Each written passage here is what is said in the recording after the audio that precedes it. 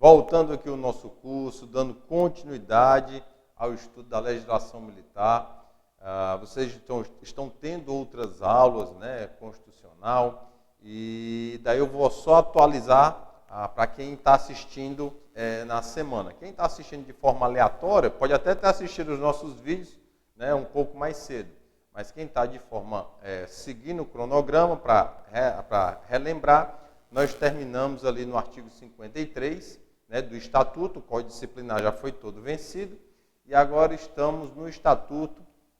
Vamos partir aqui dos artigos 54, 55, vamos ver férias, afastamentos, as licenças e as prerrogativas. Acredito que nesses primeiros 2 blocos nós iremos conseguir vencer esse conteúdo. Tá bom? Então vamos lá da remuneração. A remuneração, ela não tem muito o que tratar. Mas quando se trata de questão de prova, a questão de prova é atenção. Às vezes o que a gente fala, você está aí ouvindo, vai dizer: poxa, Evandro, isso aí é besteira, isso aí é do meu dia a dia. Só que na hora da prova, se você tiver pressa, né, se você não tiver uma atenção voltada para a prova, eu vou lhe dar um exemplo agora de situações que você poderia errar bastante. A situação do ativo que recebe através de subsídios ou vencimentos, ou o nosso é um ou outro, e o inativo recebe através de proventos. É a mesma remuneração, Só que quando você é ativo, o nome dado ao recebimento do seu salário é subsídios ou vencimentos. Do inativo é proventos. E onde é que está o X da questão? Se tiver uma prova que o subtenente do serviço ativo recebe como proventos, pronto, acabou. Subtenente, serviço ativo, proventos, está errado. Ativo inativo é que é proventos. Então, cuidado nesses termos. É quando eles falarem também que o subtenente está no posto de sub, não é na graduação. Então, esses termos é onde a gente tem que bater para na hora da prova. Muita coisa parece ser tranquilo do nosso dia a dia, mas a atenção é a base de tudo para um concurso, né? Para uma prova. Os vencimentos e subsídios e proventos são iguais, respeitado o teto remuneratório constitucional. Ou seja, no executivo, nenhum militar pode ganhar mais do que o governador. No legislativo, o presidente da Assembleia. No judiciário, o presidente do TJ. Tem que respeitar. Evandro, mas eu sou subtenente e estou lotado no POG e tem um primeiro sargento de uma especializada que ganha mais do que eu. Isso é o vencimento base. O vencimento base, para começar, a gente tem que tratar de mesmo posto ou mesma graduação. O exemplo que eu dei aqui de forma esdrúxula é só para essa situação da gratificação. Mas, olha, o vencimento base, um subtenente ativo, um subtenente da reserva e um subtenente da reforma, eles devem perceber o mesmo valor. Esse através de subsídios ou vencimentos, e esses aqui inativos através de proventos. Tanto faz estar na reserva quanto na reforma, vão receber através de proventos. Respeitado o direito adquirido. Existem por conta de uma lei que ela se extinguiu em 15 de dezembro de 98. Agora a memória me traiu, eu lembrar o número da lei. Que era aquela que você passava 5 anos consecutivos no cargo, né? E aí tinha direito àquela gratificação no final. Então hoje pode existir um subtenente da reserva que tenha uma gratificação. Um subtenente reformado que tenha uma gratificação. Ele pode ter, por conta que na época que ele solicitou o seu pedido de reserva, ele tinha direito adquirido a uma gratificação. Ou seja, eles vão receber os proventos mais a gratificação. Evandro vai receber mais do que o ativo. Da mesma forma também, o ativo ele pode ter uma gratificação que supere a situação do inativo. Estamos tratando de igualdade com relação a salário base, afora a gratificação e direito adquirido. Existe a situação dos custos, a gratificação dos custos. Um exemplo, eu sou primeiro sargento, vou falar aqui valores fictícios. Recebo R$5.000, ok? Esses são os meus vencimentos ou subsídios. Primeiro sargento ativo. Sai a lista para o CHST e eu estou na lista. Na hora que sai a lista, eu consigo uma gratificação. Eu entro numa função gratificada. Daí a pergunta. Eu entrei hoje na função gratificada, o início do curso é daqui a 40 dias. Daí eu pergunto para você. Eu vou realizar o curso de habilitação a subtenente e o período que eu ficar no curso, eu não vou estar trabalhando diretamente na minha atividade. O período que eu ficar no curso, eu vou receber somente os R$5.000 ou vou receber os 5.000 mais a gratificação? Nesse nosso exemplo, ele vai perder. Por quê? Lembra que eu falei. Saiu hoje a lista, eu entrei na função gratificada e daqui a 40 dias já é o curso. Então, como eu só estou há 40 dias na função gratificada, eu irei perder. Evandro, existe alguma situação que eu consiga ir para o curso e fique tanto com a minha remuneração base quanto com a gratificação? Sim. Se você já estiver na função gratificada há mais de 6 meses. Então é o seguinte, eu sou o primeiro sargento, entrei na função gratificada em janeiro. O curso começa em março. Vou perder a gratificação? Vai, porque passaram-se aí 40, 50 dias. Mas agora eu sou sargento, entrei na função gratificada em janeiro. Maravilha, vou trabalhando, função gratificada. Em agosto, abriu o CHST. Vou perder a gratificação? Não, porque eu já estou na função gratificada há mais de 6 meses. Dessa forma, enquanto eu estiver no curso, eu vou receber tanto o salário base quanto a gratificação. Eu não vou perder. A remuneração do militar é irredutível, não está sujeita a penhora, sequestro ou arresto, exceto nos casos previstos em lei.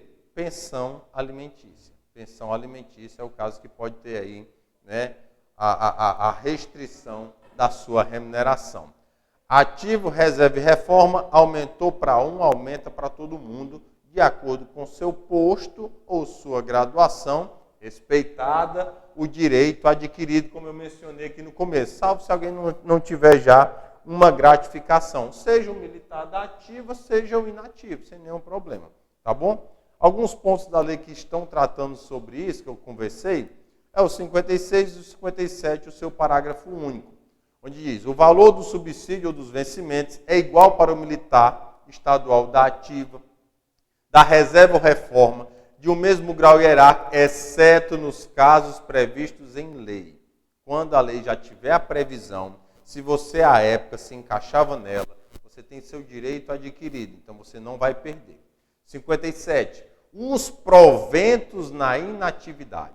Lógico. E lembrando, inatividade aqui, tanto para a reserva quanto para a reforma.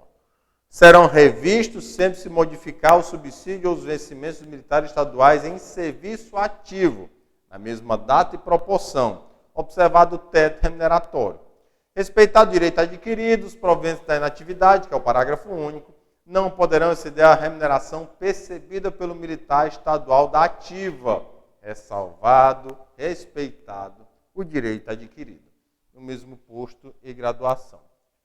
58. Vou conversar aqui sobre o 58.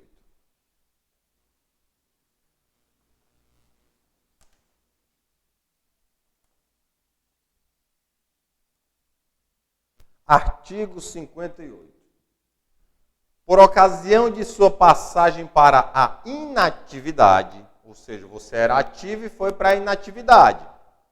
Nesse ponto da lei, você era ativo e você vai para a inatividade, seja reserva, seja reforma.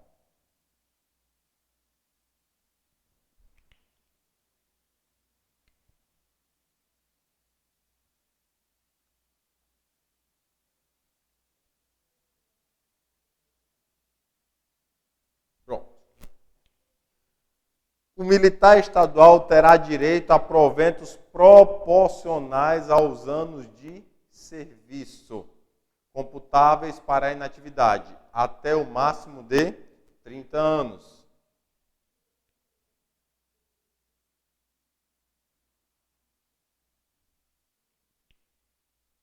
Computando para efeito de contagem naquela ocasião, os 180 dias como se fosse o tempo igual ou superior, igual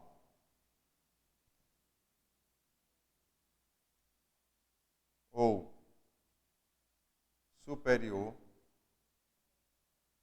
a 180 dias, como se fosse mais um ano.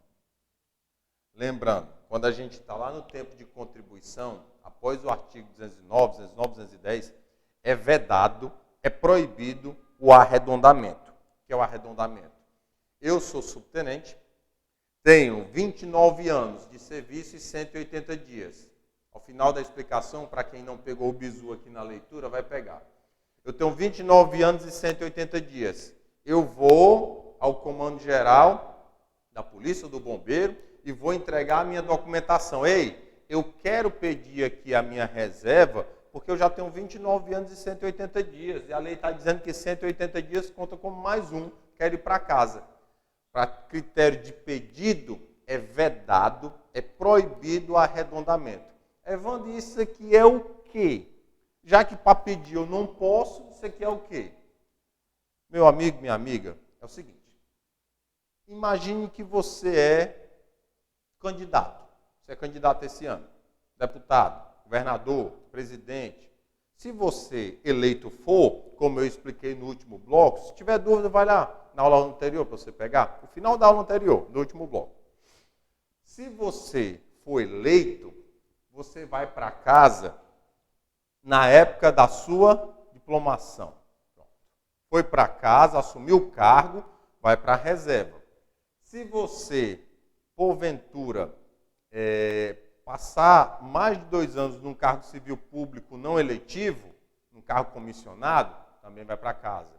Se você sofre um acidente, uma doença, uma moléstia grave e é reformado, se a junta médica entender que você ainda pode trabalhar fora da corporação, vai para casa proporcional. A reforma, se você for reformado como sanção, vai para casa proporcional. Então, vamos lá. Você ingressou na corporação, um exemplo, em 2010, em janeiro. Perdão, 2010, não, deixa eu colocar mais antigo. 2010 está muito moderno. 2020. Perdão, 2000 e você saiu em 2022. Aqui, janeiro. Você sai em setembro. Ou reserva, aqui passaram-se 22 anos. Ou reserva ou reforma proporcional, por algum desses motivos que a gente conversou. Daí eu pergunto, você vai proporcional a 22 anos? Aí é o seguinte, como você entrou em janeiro e saiu em setembro, aqui dá o quê? Janeiro, fevereiro, março, abril, maio, junho, julho, agosto, setembro. Pronto. 9 vezes 3 já dá aí 270 dias. Você entrou em janeiro de 2000 e saiu em setembro de 2022. Os 22 anos ninguém vai discutir. Em janeiro de 2020 você completou 22 anos. Evandro, mas e o fevereiro, março, abril? O restante do tempo, a sobra, dá mas dá um período superior a 180 dias. O que é que a lei diz? Olha, o resíduo do tempo, o restante do tempo, eu fechei, mas o restante que eu passei, se ele for igual ou superior, eu conto como mais um. Ou seja, quando é que eu não vou contar? Quando for de 1 dia a 179. Se você, porventura, passou 20 anos e 100 dias, vai proporcional a 20 anos. Passou 20 anos e 150 dias, vai proporcional a 20 anos. Passou 20 anos e 180 dias, vai proporcional a 21. 180, 181, até, logicamente, fechar o próximo ano. Então, o bizu é esse. Igual ou superior a 180, eu conto como mais um de contribuição. E o outro bizu é só na situação de inatividade proporcional, não aceitando arredondamento quando você vai pedir a sua reserva. Daí o início da explicação. Se você tiver 29 anos e 180 dias, você chega lá para pedir a sua reserva e diz, ei, dá para arredondar. Não. É vedado o arredondamento no momento do pedido. Ele é permitido esse arredondamento aqui quando for de forma proporcional. Tá bom? Então, tanto para a reserva como para a reforma, 180 igual ao superior, conta como mais um, morreu. Beleza? A gente continua aqui os nossos estudos no próximo bloco.